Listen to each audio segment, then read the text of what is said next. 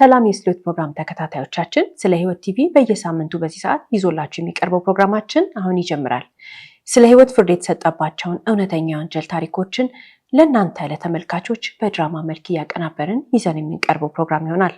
የዛሬውን ፕሮግራም ይዤላችሁ የቀረብኩት እኔ በስራት ገመቹ ነኝ። እስከ ፕሮግራማችን ፍጻሜ ድረስ አብራችሁን ቆዩ።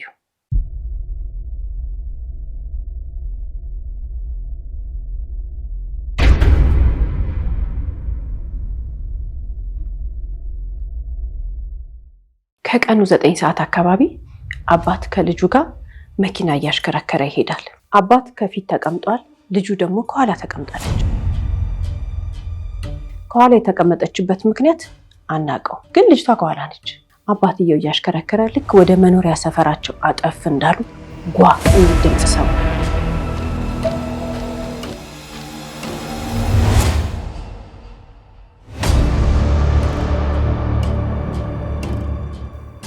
ሰውን የገጩት።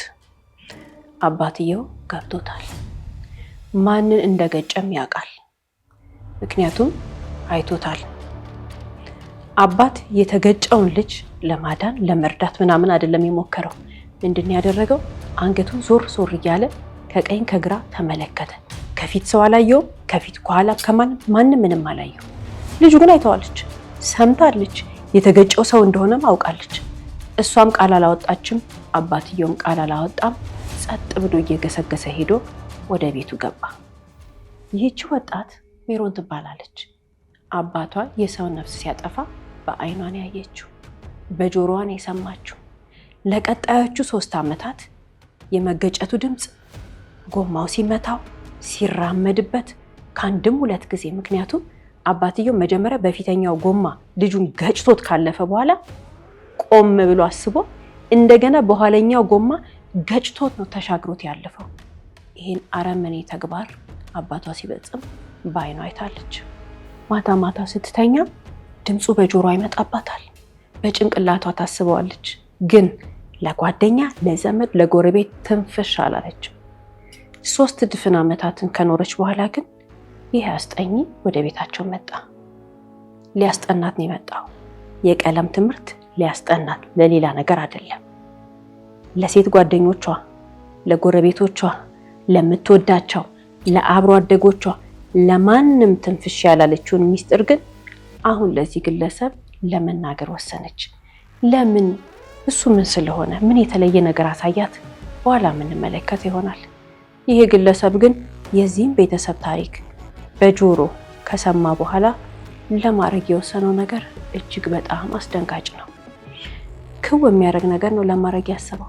ይህቺ ደግ ታዳጊ ልጅ ተማሪ ናት ብለናል። የነገረችውን ሚስጥር ተጠቅሞ ግን ሊያደርግ የወሰነው ነገር አደገኛ ነው። እሷ የሚያዳምጣት ሰው ለመጀመሪያ ጊዜ የምታምነው ሰው አገኘች። የሰማውን ነገር ግን የሚጠቀምበት ለአስነዋሪ ነገር ነው ስንል የዛሬ ታሪካችን ገጭቶ ያመለጠ የሰው ነፍስ ያጠፋ አባት ወንጀል ታሪክ ቢሆንም ግን ሰው አምነን የምንናገረው ሚስጥር ምን እንደሚያስከትልብንም የምንመለከትበት ይሆናል።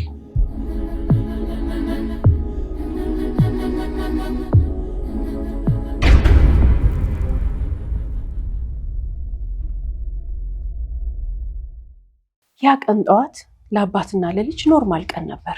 ዘመድ ቤት ሄደው እየተመለሱ ነበር የመኪና አደጋው የተፈጠረው። ከዛ ሰዓት በፊት ግን ቤት ውስጥ እየተጫወቱ ነበር። እናት፣ አባት፣ ልጅ። አባት ከልጁ ጋር ሜሮን ከምትባለው ልጁ ጋር ዘመድ ለመጠየቅ ሲወጡ እናት ቤት ውስጥ ነበረች። የዛን ዕለት ሄዱ፣ ዘመድ ጠየቁ። ሲመለሱ ሰው ገጩ አይደል? አባትየው የገጨ ሰዓት ላይ በግንባር መስተዋቱ አይቶታል። የተበታተነ የሊስትሮ ዕቃ። የተገጨው ይሄ ወጣት ነው። ጫማ ጠርጎ ራሱንና እናቱን የሚያስተዳድር ወጣት ነው። ቤቱ የምትወደው እናት አለችው። ማንም አይረዳቸውም። ብቸኛ ልጇ ነው ለእናትየው። እሱ ነው ጫማ እየጠረገ እናቱን የሚያስተዳድረው። እነሱ አዎ የገንዘብ ችግር አለባቸው። አዎ ቤታቸው በጣም ያሳዝናሉ። ግን ፍቅር አለ፣ ሰላም አለ። እናትና ልጅ በጣም ተሳስቀው ተጫውተው ተቃልደው ተላፍተው የሚኖሩ እናትና ልጅ ናቸው። ይሄ ወጣት ጫማ መጥረጉ እያስደሰተው ነው ጫማ የሚጠርገው። ለምን? ከዚህ የሚያገኘው ገንዘብ የሚገዛው ለእናቱ ምግብ ነው። ለእናቱ ነጠላ፣ ለእናቱ ቡና፣ ለእናቱ ስኳር ደስ እያለው የሚገዛ ወጣት ነው። ድህነት ደስታውን ያልነጠቀው ልጅ ድህነት ደስታዋን ካልነጠቃት እናት ጋር አብሮ የሚኖሩ ፍቅር የሆኑ እናትና ልጅ ናቸው።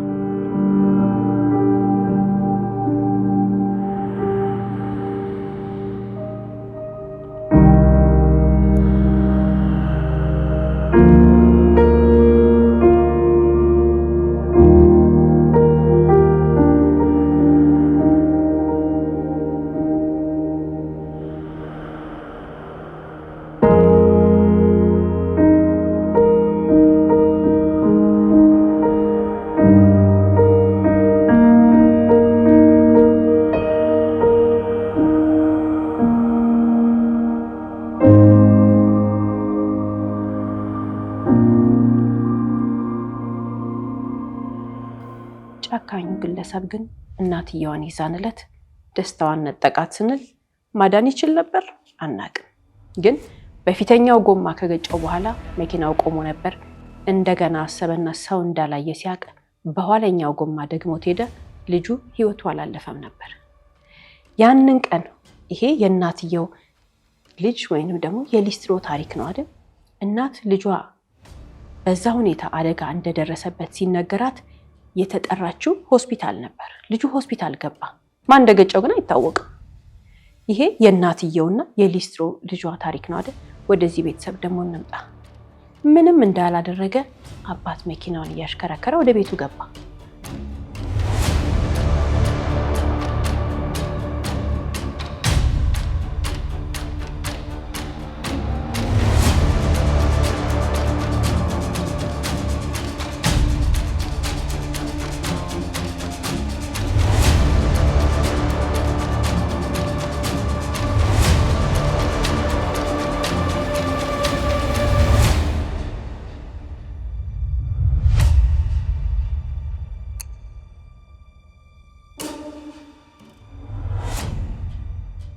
ገባ። ግን ለሚስቱ ነገራት። ለሚስቱ ሲነግራት ልጅቷ እየተንቀጠቀጠች ነበር ፈርታ። እዚህ ክፍል ቆይ ያሏት። ልጅቷ አንድ ክፍል ቆየች። አባት የተፈጠረውን ነገር ለሚስቱ ሲነግራት ማንም ሰው እንዳላየው እርግጠኛ ከሆነች በኋላ ልጅቷን ጠሩና ነግሬሻለሁ ተባለች።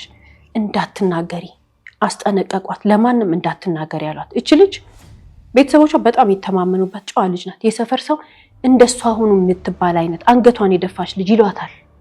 ትምህርት ቤት አስተማሪዎቿ ይተማመኑባታል። የቤት ስራ ሰርታ የምትመጣ እማታስቸግር ጨዋ የምትባል ልጅ ናት ለአስተማሪዎቿ። ለሰፈር ሰው ደግሞ እሷ እንዴ አንገቷን የደፋች ልጅ የወይዘሮ እንትና ልጅ የጋሽ እንትና ልጅ የምትባል ልጅ ናት። የቤተሰቦቿን ስም በጣም በፍቅር የምታስጠራ ልጅ ናት። ትወደዳለች። ታዲያ ይህች ልጅ ለቤተሰቦቿ ቀላል ነች። ለማሳመን ይቀላቸዋል። አሳመኗት። ድፍን 3 ዓመታት ከማለፋቸው በፊት ግን ይሄ ቤተሰብ ሁለት የተለያየ ቤተሰብ ህይወታቸው ከዛች ያደጋ ቀን በኋላ እንዴት ሆነ የሚለውን እንመልከት። እናት አደጋው የተፈጠረ ቀን ወደ ሆስፒታል ከሄዱ በኋላ ሆስፒታል ውስጥ ሌሊቱን ሙሉ እያለቀሱ ልጄን አድኑልኝ እያሉ እየለመኑ ሰዓቱ አለፈና ህይወቱ ማለፉ ሲነገራቸው ልባቸው በሐዘን ተሰበረ።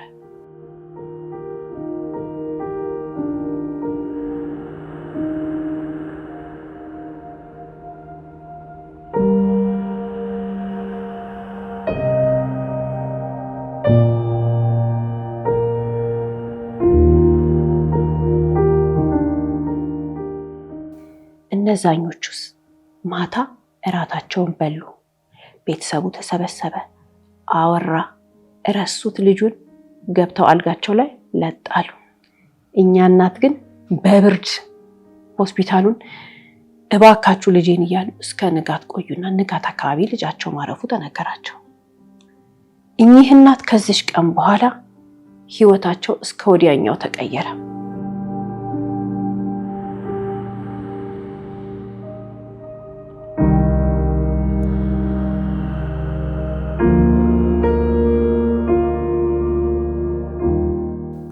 በሐዘን ልባቸው ተሰበረ። ይሄኛው ቤተሰብ ግን ምንም እንዳልተፈጠረ ረስተውት ህይወታቸውን ቀጠሉ። ማዘን የለም መደሰት የለም። ኖርማል ህይወታቸውን ቀጠሉ። ይሄኛው ቤተሰብ ወይንም ደግሞ እናትየው ጋር ስንመጣ በዓል አያውቁም፣ ሰርግ አይሄዱም፣ ለቅሶ ይሄዳሉ። ለምን? ማልቀስ ስለሚፈልጉ። ሁል ጊዜ ጥቁር ልብሳቸውን ለብሰው ጥቁር ልብሳቸውን አያወልቁም። ቀኑ ተቀየረባቸው ለሳቸው። ለምሳሌ እኛ ሁል ጊዜ ቀን ዛሬ ስንት ነው? 9፣ 10፣ 11፣ 12 እንላለን አይደል? እሳቸው ቀን ቁጥሩን አያውቁትም። ሰኞ ማክሰኞን እረሱት። መስከረም፣ ጥቅምት፣ ህዳር እረሱት። ምን እንደሆነ ህይወት ተዛባባቸው። ጠዋት ተነስቶ ሁሉም ሰው ተነስቶ ጸሎት ያደርጋል፣ ይታጠባል፣ ልብሱን ይለብሳል፣ ቁርሱን ይበላል፣ ስራ የሚሰራ ወደ ስራ፣ ትምህርት ቤት የሚሄድ ወደ ትምህርት ቤት ምናምን አይደል? እሳቸው ጋር ይሄ ነገር የለም። ድብልቅልቅ አለ። ወይ ጠዋት ተነስተው ይተኛሉ መልሰው፣ ወይ ቡና ይጠጣሉ። እንዲህ እያለ ነበረ ከሀዘኑ በኋላ የቀጠለው ቀናቸው። ከዛ በኋላ ያለውን እንመለስበታለን። ይሄኛውን ቤተሰብስ የዛን ቀን ልጁ ከተገጨ በኋላ ምንም ለነሱ ኖርማል ነው። ልደት ይሄዳሉ፣ ያከብራሉ፣ በዓል ያከብራሉ፣ ዝንጥ ብለው ሰርግ እየጨፈሩ ያሳልፋሉ ሲጠሩ። ምንም ህይወታቸው ላይ የተቀየረ ነገር የለም። ለነሱ ኖርማል ላይፋቸውን እየመሩ ነው። እዚህ ጋር ግን የሰው ህይወት አስቆሟል። እዚህ ቤት ደስታ የለም። እዚህ ቤት ሀዘን እጅግ በጣም ነግሶ ይታያል። እዚህ ቤት ጸጸት አለ፣ ግን ጸጸት ተደብቋል።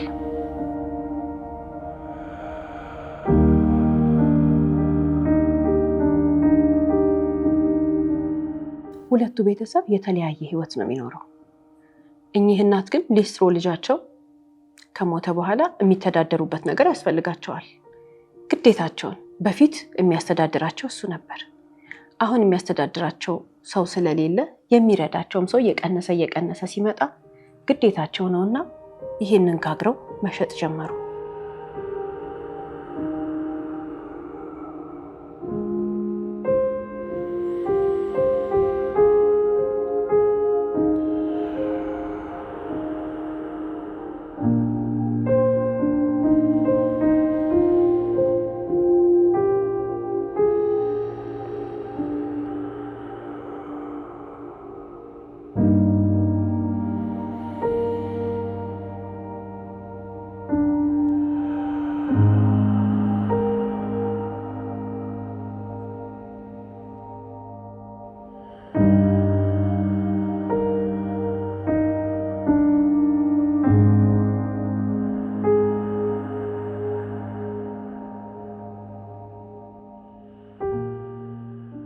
በራቸው ላይ ቁጭ ብለው እያወኩ እየጋገሩ ቁጭ ብለው እየሸጡ ራሳቸውን ማስተዳደር ጀመሩ።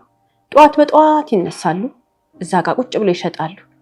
ሰዎች በመንገድ ላይ ሲሄዱና ሲመለሱ ይገዟቸዋል እስከ ማታ ድረስ። እሳቸው እስከሚደክማቸው ድረስ እስከሚያልቅ ድረስ እንደዛ ይሰራሉ።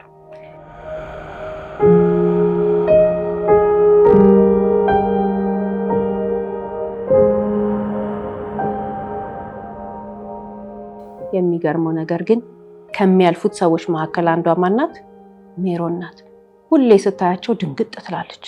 ስታልፍ ታያቸዋለች፣ ስትመለስ ታያቸዋለች። ቤተሰቦቿ በአይናቸው ማየት አይችሉም። እሷ በታክሲ ነው የምትመላለሰው። ሰርቪስ የምትይዘው ሰርቪስ አስፋልት ዳር ነው የሚጠብቃት። ስለዚህ ያንን የሰፈራቸውን መንገድ በእግሯ ትወጣለች፣ ትገባለች።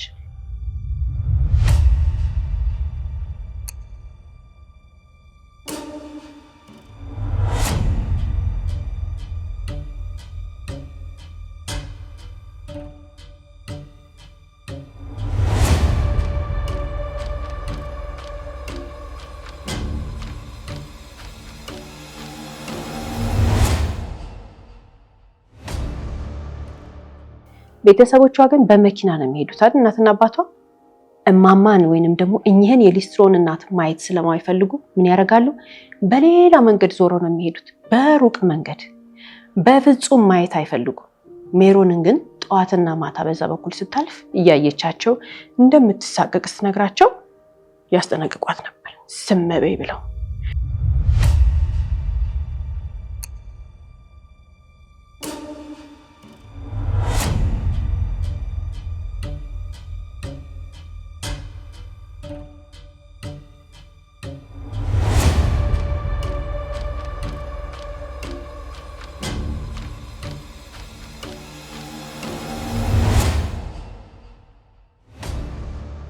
በዚህ ሁኔታ 3 ዓመታት ሲያልፉ አው ልጃቸው ሜሮን ስም ብላለች፣ አልተናገረችም። ግን ከአንዱ ዓመት ሁለተኛው ዓመት፣ ከሁለተኛው ዓመት ሶስተኛው ዓመት ጎበዟ ተማሪ ሜሮን ውጤቷ እየቀዘቀዘ መጣ። አስጊ ሆነ። እናትና አባቷ ትምህርት ቤት ተጠሩና ቤት ውስጥ እርዳታ ያስፈልጋታል፣ የምትችሉ ከሆነ እናንተ አስጠኗት፣ አለበለዚያ ግን አስተማሪ ቅጠሩላት እንጂ ልጅቷ ውጤቷ ከቀን ቀን በፍጥነት ወደ ታች እየወረደ ነው ተባሉ። እናትና አባቷ ጊዜ አልሰጡም።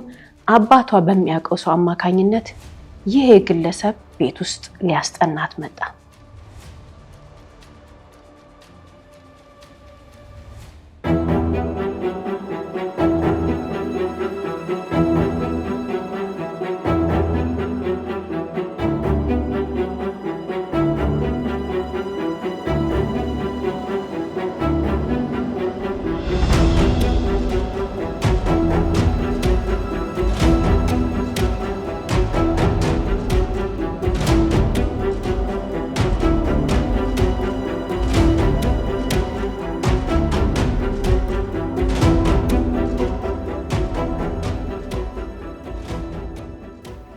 ይሄ ግለሰብ ቤት ውስጥ ሊያስጠናት ሲመጣ አዎ ገና ከመጀመሪያው የጥናት ሰዓት ከጀመሩበት ጊዜ ጀምሮ ተመሳሳይ ቦታ ቁጭ ብለው ነው የሚያጠኑት።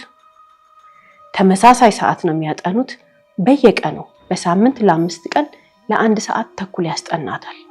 ከቅዳሜና እሁድ በስተቀር ከሰኞ እስከ አርብ ድረስ ያስጠናታል። በዛ ሰዓት ቤት ውስጥ ያለችው ይህች የቤት ሰራተኛ ናት።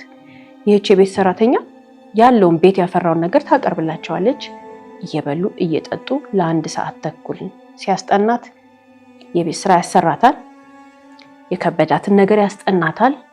እራሱ ጥያቄ አውጥቶ እንደ ፈተና ይፈትናታል። በ1 ወር ባልሞላ ጊዜ ውስጥ የሜሮን ውጤት ተስተካከለ።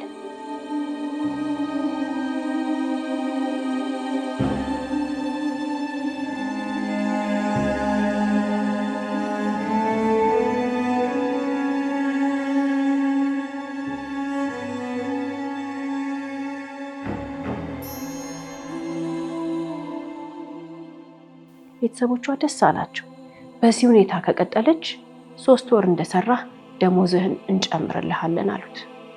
እናትና አባቷ በዚህ ግለሰብ ተማመኑ። 1 ወር አለፈ፣ 2 ወር አለፈ።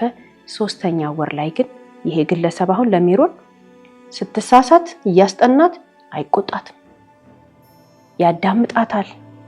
አቴንሽን በጣም ነው የሚሰጣት፣ ያስቃታል፣ ያዝንላታል። ተማሪ ናት አይደል? እሷ ዝም ብሎ ከረቤላ ማስቲካም ይዞላት ሲመጣ ደስ ነው የሚላት።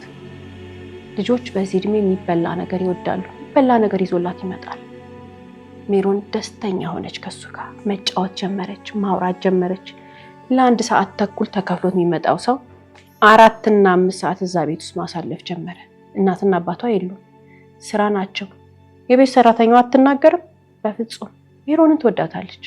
ያሳደገቻት እሷ ነች ከህፃነቷ ጀምሮ። እንደውም ተባባሪ ነች። እየተደበቀች ታያቸዋለች የሚያደርጉትን ነገር። እየተግባቡ እየመጡ ነው። የነሱ ቅርበት እሱ ትልቅ ነው። ሜሮን ህፃን ልጅ የምንላት አይነት ነች። ቅርበታቸው ግን ተገቢ ያልሆነ ነገር እየሆነ መጣ። ወደ ፍቅር ተቀየረ። የቤት ሰራተኛዋ ጎበዞች በርቱ ብላ ያጨበጨበች ነው የምትመስለው። እየተሽኮረመመች እየሳቀች ነው የምታወራት ስለሱ ሜሮን ደግሞ የምታረገው ነገር ትክክለኛ እንደሆነ የሚያረጋግጥላት የምታምናት የቤት ሰራተኛ እንደ ሞግዚት ያሳደገቻት እንደ እናቷ መታያትም አረጋገጠችላት። ስለዚህ እዚህ ቤት ውስጥ 3ቱም ያውቃሉ። የቤት ሰራተኛዋ ተባባሪ ነች። 2ቱ ፍቅረኛሞች ሆኑ። ሜሮን እንደ ማንኛውም ቲኔጀር ቤት ውስጥ ከቤተሰቦቿ ጋር ጉሩምሩምታ አለባት። የምታስቸግረው ነገር አለ። ቤተሰቦቿ እንደ ማንኛውም ወላጅ ደግሞ ቅሬታ አላቸው ልጃቸው ላይ። ሁሉ ጊዜ ተስማምቶ የሚኖር ወላጅና ልጅ የለም አይደል? እነሱም ሁሉ ጊዜ አይስማሙ። አሁን ግን ሁሉ ጊዜ የምትስማማው ከማን ጋር ነው? ከቤት አስጠኛዋ ጋር፣ ከአዲሱ የድብቅ ፍቅረኛዋ ጋር፣ አንቺ ከእድሜሽ በላይ በስለሻል ከሚላት ጋር። 2ቱ በጣም በተለያየ መንገድ ነው የሚወስዷት። አሁን ቤተሰቦቿ የሚወስዷት መንገድ አለ፣ እሱ ደግሞ የሚወስዷት መንገድ አለ። ቤተሰቦቿ ሁሉ ጊዜ ምን ይሏታል? ደከመኝ፣ ሰለቸኝ ምናምን ስትላቸው ምን ሰርተሽ ነው የደከመሽ? እኛ በአንቺ እድሜ እንደዚህ ያክል ኪሎ ሜትር ሄደን ነበር የምንማረው። ስራሽ መማር ነው ለምን ደከመሽ ብለው ይቆጧታል። ቤተሰቦቿ ይሄንን ሲሏት እሱ ግን ምን ይላታል? አውቃለሁ እንደደከመሽ አይዞሽ ብሎ ድካሟን ይረዳታል። ቤተሰቦቿ ከሰው ጋር ያወዳድሯታል። የከሌ ልጅ አታይም? አንቺ የከሌ ልጅ እንደዚህ አድርጎ ባልተሟላለት ሁኔታ እንደዚህ የሆነ አንቺ ግን ሁሉን ነገር አሟልተንልሽ እያሉ እናትና አባቷ ያወዳድራሉ አይደል? እሱ ግን ምን ይላታል? አንቺ ልዩ ነሽ፣ ከሁሉ ሰው ትለያለሽ፣ ልዩ ነሽ እያለ ከፍ ነው የሚያረጋት። ቤተሰቦቿ መውደዳቸውን እቃ በመግዛት በምናምን ብቻ አይደለም በመኖር ነው የሚያሳዩት። ህይወታቸውን ሰዓታቸውን ሁሉ ሰርተው ለሷና ለታላላቆቿ ራሳቸውን ችለው ከቤት ለወጡት እህት ወንድሞቿ ሁሉ መስዋዕት አድርገው የኖሩ እናትና አባት ናቸው። ራሳቸውን ገብረዋል። እሱ ግን የሚሰጣት አንድ ነገር ነው፣ አቴንሽን ነው። ሜሮን እድሜዋ ማውራት ትወዳለች። ማንም ልጅ በሷ እድሜ ማውራት ይወዳሉ። የሚፈልጉት የሚያዳምጣቸው ሰው ነው እንጂ የሚያርማቸው ሰው አይደለም። እሷ ከእናትና ከአባቷ ጋር እንደዚህ ፊት ለፊት የተያዩ ሲያወሩ ቤተሰቦቿ እሷ እያወራች መሀል ላይ ግብት ብለው የራሳቸውን ወሬ ይቀጥላሉ። ወላጆች አይደሉ? ዝም ብላ መስማት ግዴታዋ ነው።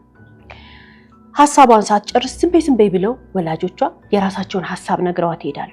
ይቆጧታል። ወላጅና ልጅ መካከል እንደዛ አይነት ነገር ያለ ነው። እሱ ግን የፈለገችውን ብታወራ ዝም ብሎ ነው የሚሰማት። ስለዚህ እቺ ልጅ አሁን ከማን ጋር ቅርብ ናት? ከሱ ጋር። ቤተሰቦቿ እየደበሯት እየሸሸቻቸው መጣች። ከሱ ጋር ደግሞ እየተለጠፈች መጣች።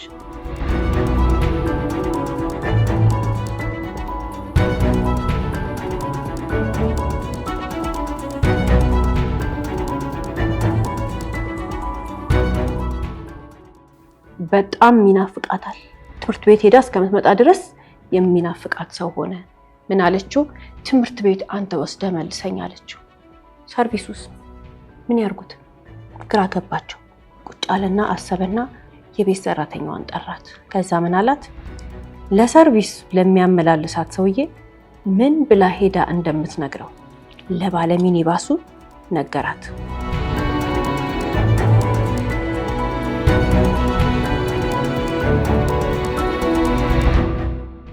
ሄደች፣ እንደተለጠነችው ሄደችና የሜሮን እናትና አባት ችግር ውስጥ ስለሆኑ እባክህ ቦታው ሰው እንዳይዘው ክፍያው ይከፈልሃል።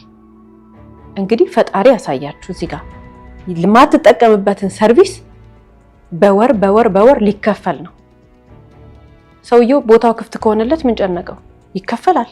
ምንም አይናገርም ባለ ሰርቪሱ። ግን ዝም በል ከዚህ በኋላ ሜሮንን አስመልክቶ እነሱ እንዳይረበሹ እኔን አናግረኝ አለችው። ያቃታል። ይሄ ሰርቪስ የሚያመላልሳት ባለ ሚኒባስ ሰውዬ ሜሮንን አመታት ነው ያመላልሳት። በወር ክፍያ የምትከፍለው ማናት? ከቤተሰቦቹ ተቀብላ ራሷ የቤት ሰራተኛዋ ነች። ቤተሰቦቿን ያናገራቸው ያኔ ገና መጀመሪያ ሲቀጠር ነው። አሁን እያያት ያደገችው ሜሮን የምታሳድጋትን የቤት ሰራተኛዋን ያውቃቸዋል። እሺ አለ። አንቺ በወር መጥተሽ ከከፈልሽ እኔ ምን አገባኝ አለ። ስለዚህ ከዛ ቀን በኋላ ቤተሰቦቿ ሳያውቁ ሜሮንን ከቤት መጥቶ አስፋልቱ ጋር ይጠብቃትና ይዟት ይገባል። በታክሲ ይዟት ይሄዳል።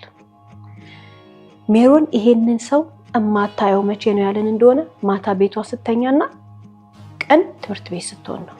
በትምህርት ውጤቷ እስካሁን ድረስ ወደ ላይ እያለች ነው የመጣችው። ቤተሰቦቿ በምንም ተአምር ሊጠረጥሩት አይችሉም። ቀን እያለፈ ሄደ።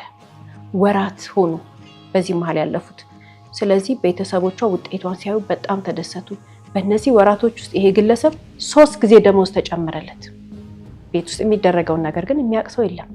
3 ጊዜ ደሞዝ ሲጨመርለት አባትየው ልብስ ይገዙለታል። ቲሸርት፣ ጫማ ምናምን እየገዙ ያመጡለታል።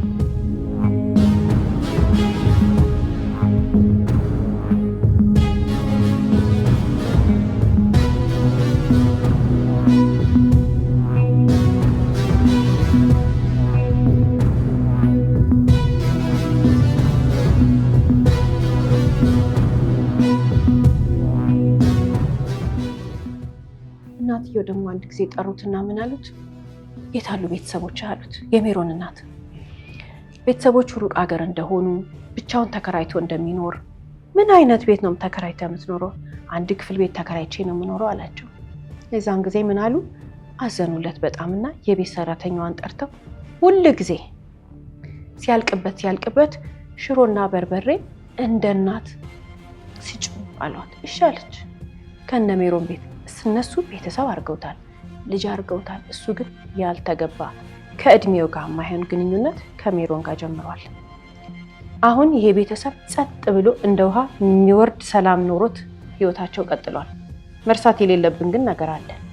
ተገጭቶ የሞተ ሀቅ ያልወጣ ፍትህ ያልተገኘለት የኛ ምስኪን ሊስትሮ ልጅ ህይወት እንዳለ ነው። ፖሊስ የገጨውን ሰው እየፈለገ 3 ድፍን ዓመታት አልፈዋል። ከዚህ በኋላ ግን ምን ይላታል ይሄ ግለሰብ? ስለ ሚስጥር የሚያወራት ነገር አለ። እሱ ስለ ሚስጥር የሚያወራት ስለተገጨው ልጅ ፈጽሞ ጠርጥሮ አይደለም። ምንም የሚያውቀው ነገር የለም። እሱ የሚፈራው ነገር ግን አለ። ቤተሰቦቿ ይህችን ልጅ ወደ ውጭ ሀገር ሊልኳት ይፈልጋሉ። 12ኛ ክፍል ማትሪክ ከተፈተነች በኋላ ዩኒቨርሲቲ እንድትማር የሚፈልጉት ውጭ ሀገር ነው። ስለዚህ የሚነግሯት ነገር አለ። በዚህ ጊዜ ወደ ውጭ ሀገር ትሄጃለሽ፣ በዚህ ጊዜ ወደ ውጭ ሀገር ትሄጃለሽ። ምን እንዳቀደ የሚያውቀው እሱ ነው። ግን ቤተሰቦችሽ መቼ ትሄጃለሽ አሉሽ? አትደብቂኝ ይላታል። እንዳትደብቀው ብሎ ስለ መደባበቅ ስለ ሚስጥር የሚነግራት ነገር አለ። የሚዋደዱ ሰዎች እኮ ሚስጥር አይደባበቁም። የሚዋደዱ ሰዎች እኮ አንድ አይነት ነው ልባቸው እያለ የሚያስረዳት ነገር አለ። እሷም ተቀብለው እሺ ብላ እየኖረች ነው። ሚስጥር ባለ ቁጥር እሷ ግን ትዝ የሚላት የትኛውን? ያቺ የደበቀቻት የአባቷ ሚስጥር ነው ትዝ የሚላት። እሱ ሚስጥር የሚላት ግን ይሄንን ነው፣ እንዳይወስዱበት ወደ ውጪ ወይ ለሌላ ሰው እንዳትዳር፣ ቤተሰቦቹ አካባቢ የሚወራውን ወሬ ነው እሱ መስማት የሚፈልገው።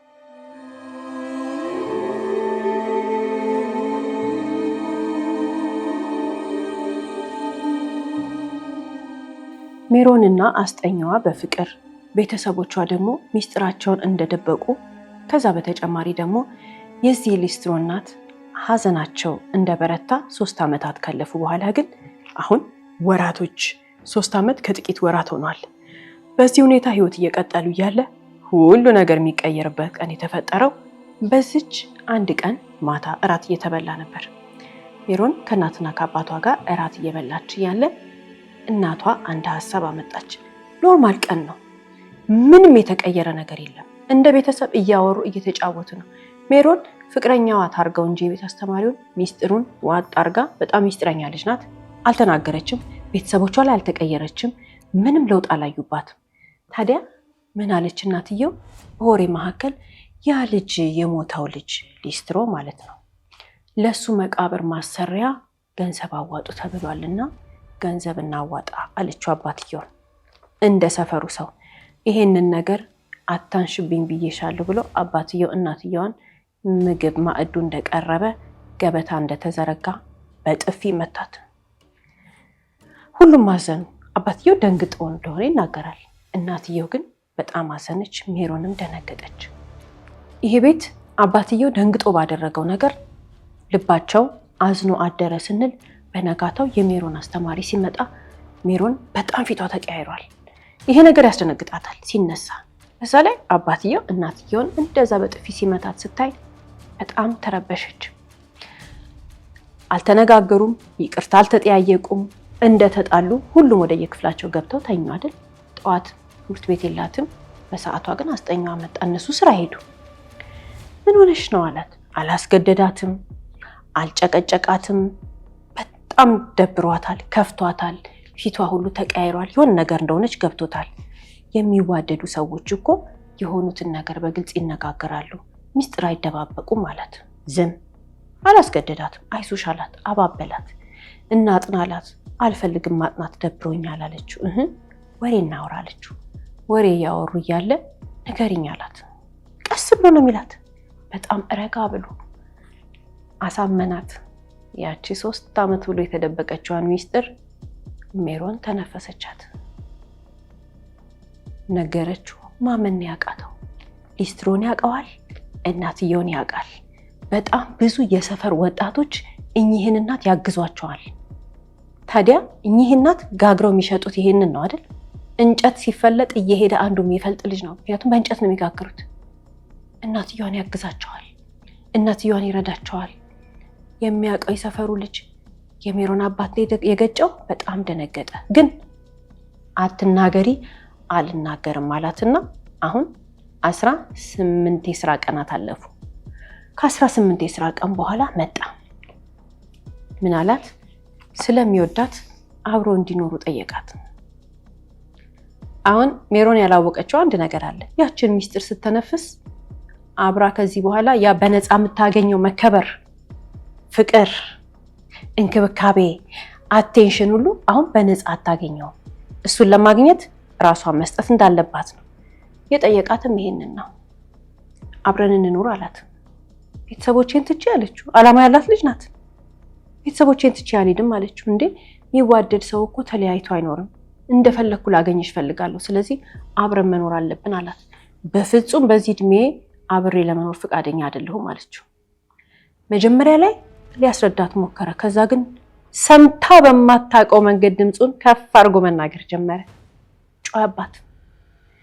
ከወደደችው አብራ መኖር ግዴታዋ እንደሆነ ነገራት። መጀመሪያ አልኖርም አለችው። አልኖርም ብላ በድፍረት ስትናገር ግን ምን አላት? ግዴታሽን ትኖሪያለሽ። ምክንያቱም ስለዛ የተገጨው ልጅ ፖሊስ የሰማ ቀን እናትና አባትሽ ወደ እስር ቤት ሲሄዱ መሄጃ የለሽም፣ ሌላ ቦታ እኔ ጋር ትመጫለሽ አላት። እች ልጅ አሁንም የፈለገ ብታድግም ህፃን ልጅ ናት። ደነገጠች። ከሁሉም የሚያስደነግጣት ደግሞ ያንን ሚስጥር ደግሞ የሚነግራት አልመሰላትም። በጣም ተናደደች። ከዚህ በኋላ ይሄ ግለሰብ በፍጹም አብራው እንደማትኖርና አይኑ ልታየው እንደማትፈልግ ነገረችውና ከቤታቸው ወጥቶ ሄደ። ቴክስት አላረገም፣ አልደወለም፣ ሊያስጠናት አልመጣም። ቀናቶች ካለፉ በኋላ ግን ሜሮን ራሷን ያገኘችው የት ነው? ፖሊስ ፊት ለፊት ቁጭ ብላ ቃል ስትሰጥ ማመን አቅቷት። ፖሊስ ጥቆማው ከደረሰው በኋላ የራሱ የምርመራ ቴክኒክ አለው የሚሄድበት ነገር። መጀመሪያ ያገኘው ሜሮንን ነበር።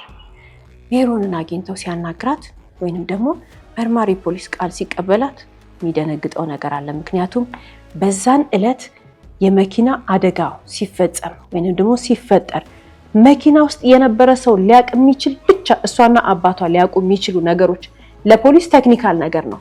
ሜሮን ትናገራለች። ቦታው ጋር ሄዱ። እንዴት ነበር አደጋው? አሳይን ተባለች። እዚህ ጋር የሌለው አባቷ፣ መኪናውና ሊስትሮ የወደቀው ሊስትሮ የሞተው ልጅ ነው እንጂ ሁሉ ነገር ሜሮን ትገልጻለች። መኪናው እዚህ ጋር ነበረ፣ ልጁ እዚህ ጋር ነበረ፣ እቃው እዚህ ጋር ወደቀ ብላ ለፖሊስ በቀጣዮቹ የምርመራ ቀናቶች ሂደት ላይ ተናገረች። እናትና አባቷን አታገኛቸውም ሜሮን በዚህ ሰዓት ምርመራ ነዋ። እናትና አባቷ መጀመሪያ ሽምጥጥ አድርገው ካዱ። ከዛ ግን ሊያስተባብሉ በማይችሉበት ሁኔታ ፖሊስ ነገሮችን እንደደረሰበት ሲያውቁ ሽምግልና ላኩ። ለማ? ለሊስትሮ እናት። ፖሊስ ዘንድም ተጠያቂ ሆነው ለፍርድ ቀረቡ። እናትና አባት ተባብረው ለፈጸሙት ወንጀል እናት በመደበቃቸው ባለመናገራቸው እያወቁ ተፈርዶባቸዋል። አባት የሰው ነፍስ አጥፍተዋል፣ ተሸሽገዋል፣ ፍትህ ደብቀዋል ለዚህ ሁሉ ጊዜ። ስለዚህ እሳቸው ከፍተኛውን ቅጣት ተቀጡ። ሜሮን ልክ አስጠኛዋ እንዳላት እናትና አባቷ ወደ ማረሚያ ቤት ሲሄዱ ቤተሰቦቿ ቤት መኖር አልቻለችም። ወደ እናቷ ወንድም ቤት ሄደች። እህትና ወንድሞች አሏት ሜሮን፣ ግን ሀገር ውስጥ የሉም። ራሳቸውን ችለው ውጭ ሀገር ናቸው ያሉት። የሚያስገርመው ነገር ግን እናትና አባቷ በጣም ተቀይመዋት ወይንም ደግሞ አዝነውባት አልዘጓትም። እሷ ግን ማረሚያ ቤት ሄዳ ከእናትና ከአባቷ ጋር ሰላም መፍጠር ስላቃታት እዛው ብትኖርበት ቦታ ውስጥ ብቸኛ ሆና ህይወቷን ቀጠለች። የቤት ሰራተኛዋ ታውቃለች፣ ግን ምንም አይነት ወንጀል ውስጥ ተሳትፎ ስላልነበራት ከዛ ቤት እንድትሰናበት ብቻ ነው የተደረገው። ይሄ አስጠኚ በሱ ቤት ሚስጥሩን ካወጣ በኋላ ለሱ የመሰለው ሜሮንን የሚያገኛት ነበር፣ ግን የበለጠ አጣት። ልታየውም ልታናግረውም አልፈለገችም። በሌላ በኩል ወደ ሊስትሮ እናት እንመለስ። በልጃቸው ሞት ልባቸው የተሰበረው እኚህ እናት አሁን የልጃቸው ገዳይ ማን እንደሆነ ካወቁ በኋላ የፍርድ ሂደቱን ጠብቆ ፍርድ ከተሰጠ በኋላ በጣም ደስ አላቸው። ጥቁሩን ልብስ አወለቁት። ልክ የተፈረደ ቀን ጀምሮ በደንብ እንቅልፍ እንደወሰዳቸው በደንብ ተኛው አሉ። ሀዘኑ በረደላቸው። ምንም እንኳን ፍርዱ ልጃቸውን ባያስመልስላቸው ውስጣቸው ደስታ ባይሰማውም ሰላም ግን እንዳገኙ ይናገራሉ። በተቃራኒው ደግሞ ያኛው ቤተሰብ ያልጠበቀው አይነት ምስቅልቅል ውስጥ ገብቷል።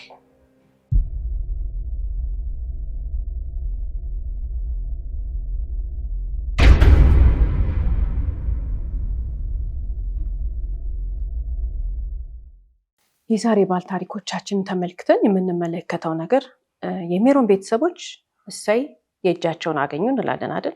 ልክ ነው። በህግ መጠየቅ ነበረባቸው። እናትየው ከአባትየው እኩል ባይሆንም ለእሷም የሚገባትን ቅጣት ወይንም ደግሞ የሚገባቸውን ቅጣት መቀበላቸው ደስ የሚል ነገር ነው። ምክንያቱም ባላቸው ወንጀል ሰርቶ ሲመጣ፣ የሰው ነፍስ አጥፍቶ ሲመጣ ዝም ብለው ተባብረዋል። ሜሮን 18 ዓመት አልሞላት።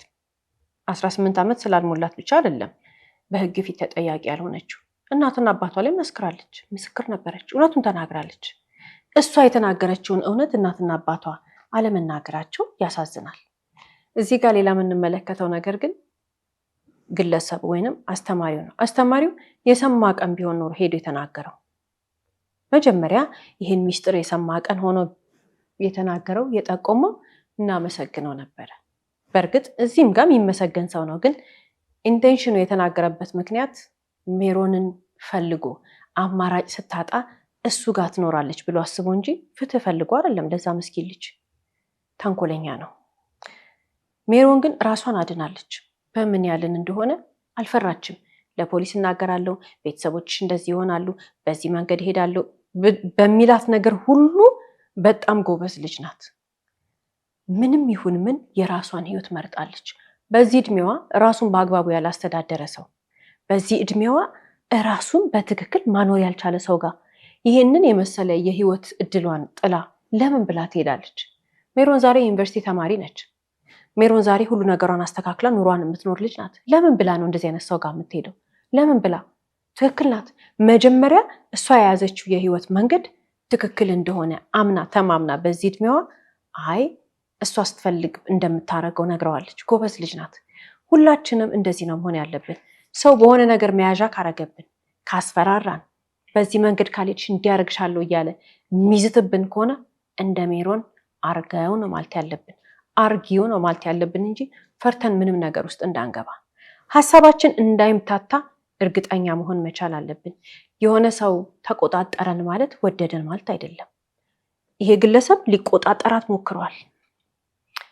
ቤተሰቦቼ ማስቀየም አልፈልግም ስትለው ተያቸው ከኔ በላይ አይወዱሽም ነበር የሚላት። ሰው ሰላማዊ ቤተሰብ እያለው፣ ሰው የሚያስብለት ቤተሰብ እያለው፣ የሚያስተምረው ቤተሰብ እያለው፣ የሚያበላው የሚያጠጣው ቤተሰብ እያለው፣ ምንም ይሁን የኑሮ ደረጃ ባያበላው ባያጠጣው ግን በሙሉ ልቡ ፍቅር የሚሰጠው የሚተማመንብን የሚያከብረን ቤተሰብ እያለን ያንን ቤተሰብ ጣይና እኔ ጋ ነይ፣ ያንን ሰላማዊ ህይወትሽን ጣይና ከኔ ጋ ኑሪ። ለራሱ መኖሪያ የለውም እኮ ለራሱ የሚያስተዳድርበት ነገር የሌለው ቢኖረውስ ደግሞ ሁሉ ነገር እድሜና ጊዜ ያለው። መጀመሪያ ሴት ልጅ ራሷን ነው የምትገነባው። የዛሬ ባል ታሪካችን እችን ልጅ ገና በጠዋቱ ህይወቷን፣ እድሏን፣ ማንነቷን ሁሉ ቅጥፍ ሊያደርገው ነበር። ሜሮን ግን ጎበዝ ልጅ ናት። ለዚህ ነው እንግዲህ ሁላችንም በማስተዋል ከተገነዘብን በኋላ እንደነዚህ አይነት ታሪኮችን ስንመለከት ልጆቻችን አጠገብ በተለያየ መንገድ የሚመጡ በተለይ ሴት ልጆቻችን አጠገብ በተለያየ መንገድ የሚመጡ ሰዎች ለሴት ልጆች ህይወት እንቅፋት ሊሆኑ ይችላሉ። ይሄ ሰው በትልቁ የተቀመጠ እንቅፋት ነበር ለሜሮን ህይወት። አሁን አጥንታ ተምራ ተፈትና ማትሪክ ወደ ውጭ ሀገር ሄዳ ዲግሪዋን ሰርታ ወይም ማስተርሷን ሰርታ ልትመጣ የነበረችን ልጅ ገና በጠዋቱ ህይወቷን ሊያፍ ሊያደርገው ነበር። ፈጣሪን ያደናት። እሷም ግን ጎበዝ ልጅ ናት። እንደነዚህ አይነት ነገሮችን ለልጆቻችን ማስተማር አለብን። ልጆቻችን አጠገብ ደግሞ ማንን እንደምናመጣ ማወቅ መቻል አለብን። እንደዚህ አይነት እሳትና ጭድ አብሮ በማይቀመጥ ቦታ ወላጆች ማስቀመጥ የለባቸውም። ብልጥ መሆን መቻል አለባቸው። ማገናዘብ አለባቸው። መጠራጠር አለባቸው። አይደረግም እንደዚህ። ትልቅ ሰው ይሄን አያደርግም። ሁላችንም በህይወት ስንኖር ሚስጥር አለን። የምንደብቀው ሚስጥር፣ አንዳንዱ ሚስጥር ለማንም የማንናገረው ለራሳችን ራሱ ደግመን ማሰብ የምንፈራው ሚስጥር አለን አይደል? አንዳንዶቻችን፣ ብዙዎቻችን አለን። ሚስጥር ነው። ሚስጥር የሌለው ሰው የለም። አንዳንድ ሚስጥር ግን እንደ ሜሮን ያስፈራል። እንፈራለን። ሚስጥር ነው፣ የሆነ ሰው ያውቃል፣ የሆነ ሰው አያውቅም ብለን እንፈራለን። የሆነ ቀን ለሰው መናገር አለብን። በተለያየ ምክንያት ጨንቆን ሊሆን ይችላል ለሰው የምንናገረው። ልብ ማለት መቻል አለብን። የምንፈራው ሚስጥር ማለት ስራ ይፈልጋል። መፍትሄ መምጣት አለበት። ለመፍትሄ ደግሞ ስራ ነው የሚፈልገው። እኛ ያንን ስራ መስራት ስለማንችል፣ እኛ የሆነ ነገር ማድረግ ያለብንን ነገር ማድረግ ስለማንችል ነው የሚያስፈራ ሚስጥር ውስጣችን ይዘን የምንፈራው። መንገድ ያለብን ለማን ነው? ለሚያውቅ ሰው መፍትሄ ለሚሰጠን ሰው ወያ ሰው በዛ ነገር ከዚህ በፊት ሲያልፍ ያየነው ሰው ካልሆነ ከፍለን ባለሙያ ጋር ሄደን ማማከር ያለብን እንጂ የምንወደው ሰው ከኛ ጋር ተመሳሳይ ዕውቀት ያለው ሰው ሚስጥራችንን አይፈታልንም፣ ምንም አያደርግልንም። የሚያስፈራን ሚስጥር ፈቶች መፍትሄ አያመጣልንም። የሚያስፈራን ሚስጥር ካለ መንገር ያለብን ለምናምነው፣ ለምንወደው፣ ለምንቀርበው ሰው ሳይሆን በትክክል ያንን የፈራነውን ነገር መፍታት ለሚችል ሰው ነው። አንዳንድ ሰው ምን ይላል? ማንንም ሰው አትመኝ፣ እኔም ብቻ እመኝ። በተለይ ሴቶች ናቸው እንዲህ የሚባሉት። ማንንም ሰው እንዳታምኝ፣ እሺ፣ እኔም ብቻ እመኝ፣ ከኔ ጋር ብቻ አውሪ፣ ከኔ ጋር ብቻ ተነጋገሪ። ያልወለዳትን ያላሳደጋትን አባቷ አይደለም እናቷ አይደለም እህቷ አይደለም ወንድሟ አይደለም ድንገት ያገኛትን ልጅ ከ2 ከ3 ወር በኋላ አፏን ልጉም እንድታረግ ከማንም ጋር እንዳትመካከር ልጅቷ ህይወቷ ከውስጧ ነፍሷ የተወሰደ እስከሚመስል ድረስ ዝግት እንድትላርገው እንዲያርገው የሚያታልሉ ሰዎች አሉ። ይሄንን የወለደ ወላጅ ያውቀዋል። የሴት ልጅ ወላጅ ያውቀዋል። ይሄ ሰውዬ እንደዛ ነበር ያደረጋት። የዛሬ ባል ታሪካችን ከማንም ጋር እንዳታወሪ፣ ሚስጥር ከሆነ ከኔ ጋር ንገሪ፣ ሚስጥር ከሆነ እንደዚህ አድርጊ እያለ እንዳታወራ ብቻ አይደለም ያረጋት። ጠዋት ከእንቅልፏ እንደተነሳች ከሱ ጋር ትምህርት ቤት የምትሄደው፣ ትምህርት ቤት ትውላለች፣ ማታ ከሱ ጋር የምትቆየው። እናትና አባቷ ስራ አምሽተው ነው የሚመጡት። እንዴት አድርጎ ህይወቷን እንደተቆጣጠረው፣ ከዛ ደግሞ አስተሳሰቧን ተቆጣጠረው። ማንንም ሰው እንዳታምኝ ይላታል። የእሷና የእሱን ነገር እንዳትናገር ነው። ከሌላ ሰው ምክር እንዳትቀበል፣ ከእድሜ ኩዮቿ፣ ከዘመዶቿ፣ ከአክስት ካጎቷ ልጆች ሁሉ ምክር እንዳትቀበል፣ ማንንም እንዳታምኝ እንዳትናገር ይላታል። ልብ ማለት አለባቸው። የዛሬ ባል ታሪካችን ሜሮን እንግዲህ ይሄ ግለሰብ ሲያታልላት አታሏታል አይደል? ተጠቅሞባታል። ሚስጥሩን ከሰማ በኋላ በዛ ሚስጥር ሊጠቀም ነው የፈለገው። ተጠቅሞባታል። እሱ በሱ ቤት በጊዜ ያሸነፈችው ጎበዝ ልጅ ስለሆነች መስመሯን አስተካከለች። እኛስ በህይወታችን ሰው እንዳታለለንና እንዳላታለለን እርግጠኛ ሆነን ህይወታችን መምራት የምንችለው እንዴት ነው ብለን ሁላችንም ወደ አይምራችን የሚመጣ ጥያቄ አለ። ሰዎች ሲያታልሉን ልክ እንደዚህ ግለሰብ ቀስ ብለው ነው የሚገቡት። እየጮሁ አይመጡ። የሚያታልለን ሰው ወደኛ ወደ አጠገባችን ሲመጣ እየጮኸብን እየተቆጣን አይደለም፣ ልስልስ ብሎ ነው የሚመጣው። ጀጃ አያደርገንም። አንቺ እንዲያረግሽ አንተ እንዲያረክ አይለንም። እያስፈራራን አይደለም የሚመጣው፣ በፍቅር ስሜት ነው የሚመጣው። መለየት መቻል አለብን እውነተኛና ውሸታም ሰው። ታዲያ የሚያታልል ሰው እኛ ሁላችንም ቀይ መስመር አለናል፣ ባውንድሪ አለን። ባውንድሪያችን ላይ ብዥታ ነው የሚፈጥረው። መጀመሪያ ይሄ ይቻላል አይቻልም፣ አደርጋለሁ አላደርግም የሚለውን ነገር ብዥታ ነው የሚፈጥርብን። በፍጹም በህይወት ዘመናችን ልናደርግ የማንችለውን ነገር እያደረግን ራሳችን ልናገኘው እንችላለን። ቀይ መስመራችን ላይ ብዥታ የሚፈጥርብን ነገር ካለ ማስተዋል መቻል አለብን። እየተታለልን ነው። ሌላስ ምን ያደርጉናል? ስሜታችን፣ ደስታችን፣ ሀዘናችን ሁሉ ስናዝንም ስንደሰትም እዛ ሰው ላይ ጥገኛ እንሆናለን። ያ ሰው ካናገረን ደስ ይለናል፣ ያ ሰው ካላናገረን ይከፋናል። እንደዛ ልንሆን አይደለም የሚገባን። አንድ ግለሰብ አንድ ነፍስ ያለው ሰው ጋር ራሳችንን ደስታችንን ከዛ ሰው ጋር አስተሳስረን ካገኘን ልብ ማለት መቻል አለብን። አንድ የሆነ ችግር አለ እዚህ ጋር። ራሳችንን መካድ የለብንም። አታላይ ሰዎች ናቸው እንደዚህ ስሜታችንን ጥገኛ በእነሱ እንድንሆን ያደርጉናል። በደንብ አድርገን መረዳት መቻል አለብን። ደስታችን የሚወሰነው በራሳችን በፍላጎታችን ነው እንጂ ሰው ላይ ጥገኛ ሆነን አይደለም። ይመጣሉ ይሄዳሉ፣ ይመጣሉ ይሄዳሉ። ሲመጡ ደስ ይለናል፣ ሲሄዱ ይከፋናል። እንዲህ የሚባል ነገር የለም። ራሳችንን መመርመር መቻል አለብን። የሚያታልለን ሰው አጠገባችን ካለ ሁል ጊዜ በራስ መተማመናችን ግፍፍ ብሎ ነው የሚሄደው፣ ይጠፋል። ከዛ ምን እንሆናለን? ውስጣችን በይሉንታ ይሞላል። ይሉንታ ስለሚይዘን ማድረግ ያለብንንም ማለግ የሌለብንንም ነገር ዝም ብለን እያደረግን ራሳችን እናገኘዋለን። አታላይ ሰው አጠገባችን ሲሆን ነው አይምሯችን መቆጣጠር ያቅተናል። እኔ ነኝ ይሄን ያደረኩት እስከምንል ድረስ፣ እኔ ነኝ ይሄን የተናገርኩት እስከምንል ድረስ ይሉንታ ይዘንና የምንፈልገውንም ዝም ብለን ራሳችንን ስናደርግ እናገኘዋለን። ማስተዋል መቻል አለብን። እንደዚህ አይነት ነገር ጋር ራሳችንን ካገኘን ምንድን ነው የሆንኩት ብለን እንመርምር። ሌላስ ምንድን ነው የሚያደርገን? በጣም አታላይ የሆነ ሰው ትክክል ይሄ ነው ትክክል አይደለም ይሄ ብለን አይደለም የምናስበው። እንዳንሳሳት ያ ሰው ተሳሳትክ እንዳንባል ስንፈራ ነው ራሳችንን የምናገኘው። ሰው ይሳሳታል፣ ማንም ሰው ይሳሳታል። በምድር ላይ የማይሳሳት ሰው የለም። ስህተት ስንፈራ ራሳችንን ካገኘ ነው ያ ስህተት የምንፈራው ነገር ራሳችን አይምሯችንን ጭንቅላታችንን ከሆነ የፈራ ነው ልክ ነው። ሰው ግን ከሆነ የፈራ ነው እንዴ? ቆም ብለን ማሰብ መቻል አለብን። ሰው መፍራት የለብንም በዚህ መጠን። ስህተት እኮ ስንሰራ እንኳን አይደለም ሰው ፈጣሪያችን ጋር ተንበርክከን ንስሐ እንገባለን፣ እንጸልያለን። ለምን ብለን ነው ሰው ፊት መሳሳት የምንፈራው? አንዳንዴ እኮ አንዳንድ ሰው በጣም ያሳዝናል። ለመሳሳት ይንቀጠቀጣል። በፍቅር ያገኘው ሰው ጋር፣ ፍቅረኛው ጋር፣ ሚስቱ ጋር ወይንም ባሏ ጋር ለምን ብላ ነው የምትፈራው? ለምን ብሎ ነው የሚፈራው? ያ ሰው እንደዛ እስክንንቀጠቀጥ የምንፈራው ከሆነ የሆነ ችግር አለ። ባለሙያ ጋር መሄድ መቻል አለብን። ባለሙያ ጋር ሄደን እውነቱን መናገር መቻል አለብን። ፍርሃት ያለበት ህይወት በጣም አስቸጋሪ ነው። ፍርሃት ያለበት ህይወት ውስጥ ካለን የሆነ ሰው ጭንቅላታችንን ተቆጣጥሮታል ማለት ነው። እንዲያረጋለሁ እንዲያረግሻለሁ እያሉን አስፈራርተውናል ማለት ነው። ፍርሃት ያለበት ህይወት ደግሞ ማንም ሰው ሊኖር አይገባም። የሜሮን ሌላው ጠንካራ ጎኗ ምንድን ነው? አላማዋን ታውቃለች፣ ህልሟን ታውቃለች አይደል? ህልሟን የሚያደናቅፍባት ነገር ጋር ምንም ነገር መስዋዕት ይከፈል፣ እኔ ግን ህልሜን አሳካለሁ ብላ የምታስብ ሴት ናት ብለን ነው የምናስበው።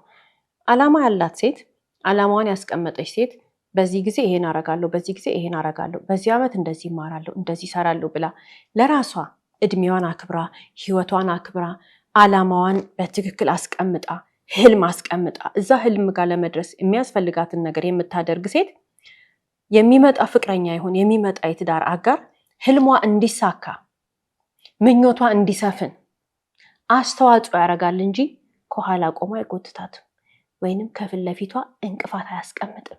ሴት ልጅ ህልም ኖሯት አላማ ኖሯት መድረስ የምትፈልግበት ቦታ ኖሮ ከጎኗ መራመድ ጀምራ ሳትራመድም ይሁን ቤቷ ቁጭ ብላም ይሁን የነበረችው ልክ መራመድ ስትጀምር ማወቅ ያለባት አንድ ነገር አለ።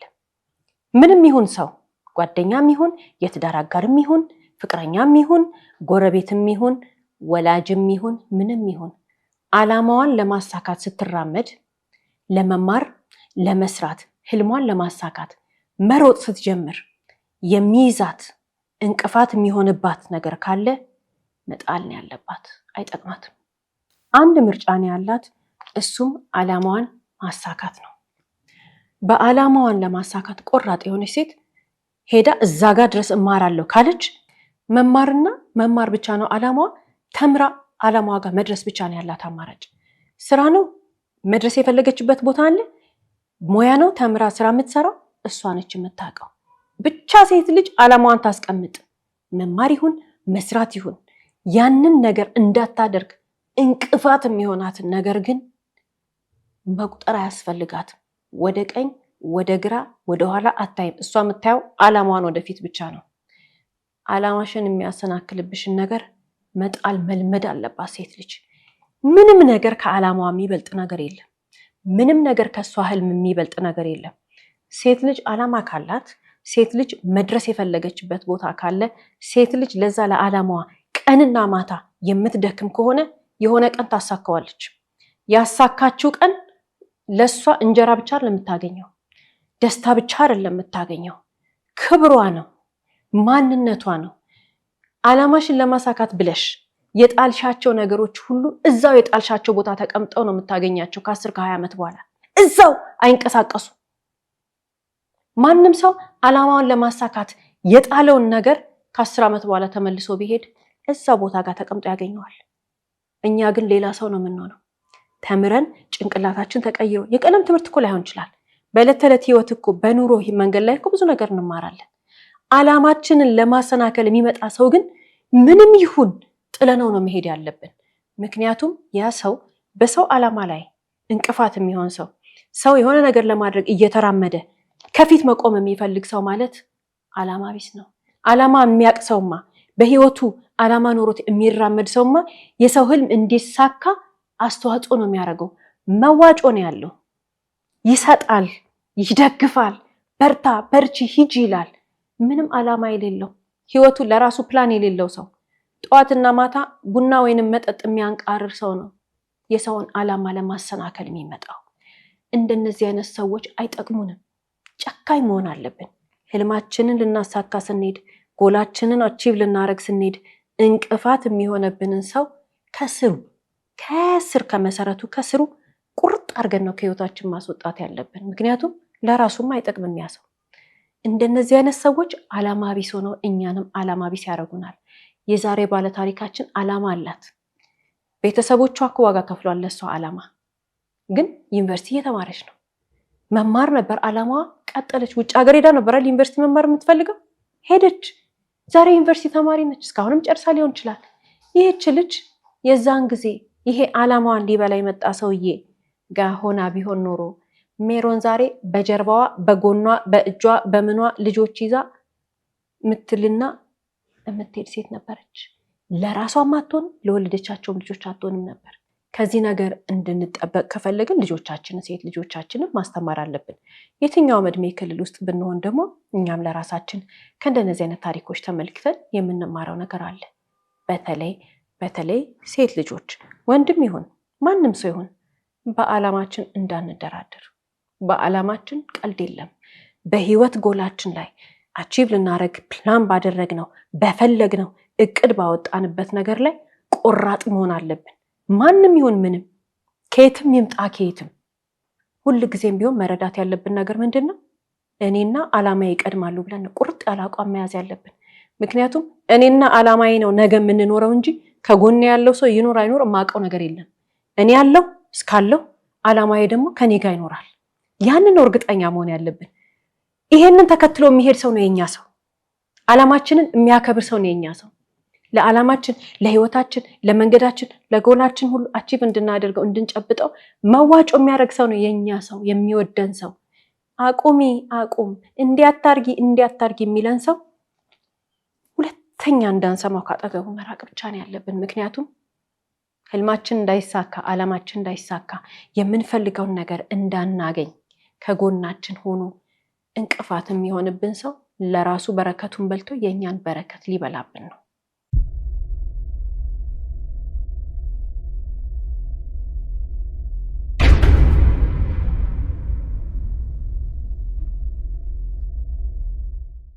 እስከ ፕሮግራማችን ፍጻሜ ድረስ አብራችሁን ስለቆያችሁ እናመሰግናለን። ሳምንት በተመሳሳይ ሰዓት በአዲስ ታሪክ እንደምንቀርብ እየገለጽን እንደተለመደው በአድራሻችን አስተያየቶቻችሁን ላኩልን። እስከ ሳምንት ድረስ ቸርን ሰንብት።